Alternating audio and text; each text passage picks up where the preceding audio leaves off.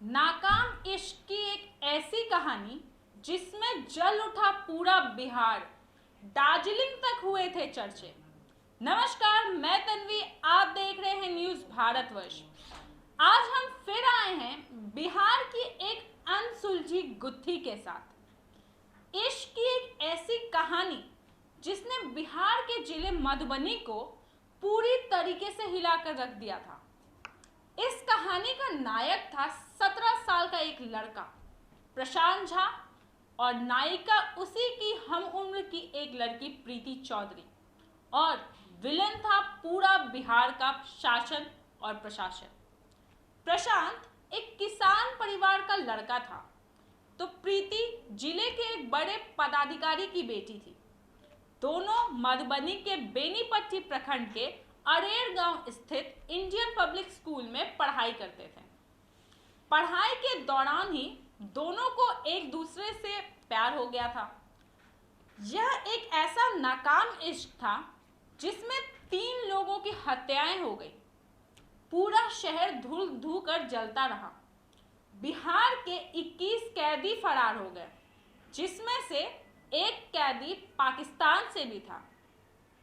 दरअसल हुआ यूं कि 4 सितंबर 2012 को प्रशांत के परिजन थाना पहुंचे और उसके अपहरण के लिए जाने को लेकर मुकदमा दर्ज करने का आग्रह किया, जिसे स्थानीय थाने में बड़ी ही बेरहमी से ठुकरा दिया गया। किसान परिवार का कहना था कि उनका बेटा प्रशांत पिछले दिनों से लापता है और उन्हें ऐसा शक है कि किसी ने उसका अपहरण किया है। पुलिस वाले नहीं माने। किसान बाप को डांटकर भगा दिया गया। मामला एसपी के पास पहुंचा, लेकिन नतीजा नहीं निकला। कहानी में दिलचस्प मोड़ तब आया जब एक हफ्ते बाद यानी कि 11 सितंबर 2012 को लड़की के घर वाले अपनी बेटी की गुमशुदगी की रिपोर्ट लिखवाने थाने पहुंचे। अब थाने पहुंचने वाले लड़की के पिता जगतपति चौधरी डीपीओ थे, तो केस भी दर्ज हो गया। घर वालों ने प्रशांत झा के खिलाफ प्रीति चौधरी का अपहरण करने का आरोप लगाते हुए केस दर्ज करवाया। यह उसके बड़े पदाधिकारी होने का ही परिणाम था कि पुलिस ने तुरंत कार्रवाई करते हुए प्रशांत के वृद्ध दादा को हिरासत में ले लिया और उन्हें 3 दिनों तक थाने की हाजत में बंद रखा। इस दौरान पुलिस ने बर्बरता की सीमा पार करते हुए उसके दादा के साथ मारपीट तक की।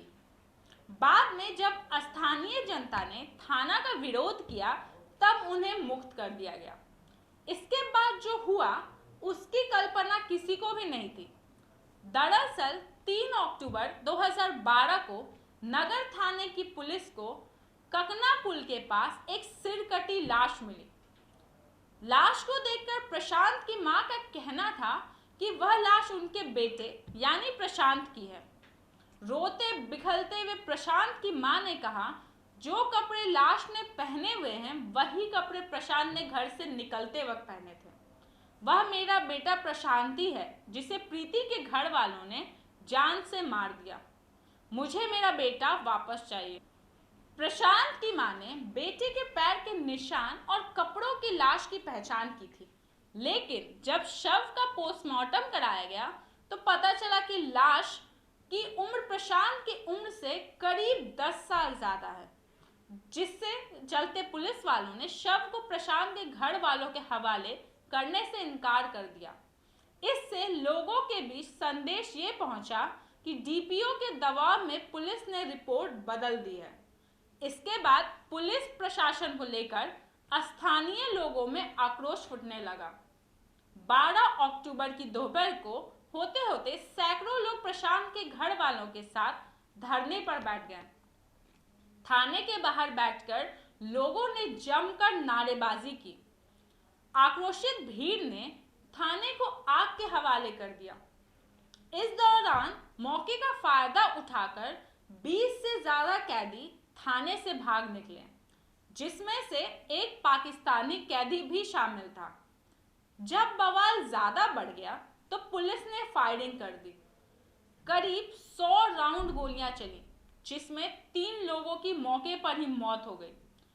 पूरा मधुबनी जिला धू धू कर जलता रहा और लोग न्याय की गुहार लगाते रहे। जब हंगामा नहीं थमा तो प्रशासन ने हार कर उस सिरकटी लाश को प्रशांत के घर वालों के हवाले कर दिया।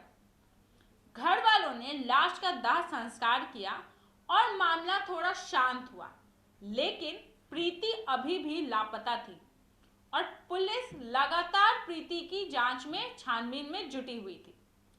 घटना के कुछ ही दिन बाद तत्कालीन डीजीपी अभयानंद ने एक प्रेस कॉन्फ्रेंस में खुलासा किया कि जिस प्रशांत की हत्या की बात हो रही थी वो जिंदा है। इतना ही नहीं, प्रीति भी जिंदा है और दोनों एक साथ दिल्ली में हैं। डीजीपी ने बताया कि दिल्ली के महरौली में रहने वाले एक व्यक्ति ने दोनों को एक साथ देखकर 100 नंबर पर फोन किया था, जिसके बाद प्रीति और प्रशांत दोनों को पुलिस ने अपने हिरासत में दिल्ली से गिरफ्तार कर लिया था। हिरासत में लिए जाने के बाद दोनों ने पुलिस को बताया कि वह घर वालों के विरोध को देखते हुए 7 सितंबर 2012 को वह मधुबनी से भागे थे। वे वहां से रांची गए, रांची से जम्मू और जम्मू के बाद दार्जिलिंग गए। जब पैसे खत्म होने लगे तो वे दिल्ली पहुंच गए और वहीं रहने लगे। यानी जिसकी मौत से पूरा मधुबनी जला, वह दार्जिलिंग में इश्क फरमाता हुआ मिला। दोनों के मिलने के बाद मामला शांत हुआ। प्रीति के घर वालों ने उसकी शादी कहीं और करा दी। वहीं प्रशांत ऊपर दर्ज हुआ केस आज तक चल रहा है।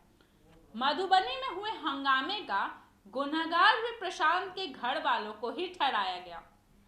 हंगामे में हुई 3 लोगों की मौत के परिवार वाले आज तक न्याय की भीख मांग रहे हैं।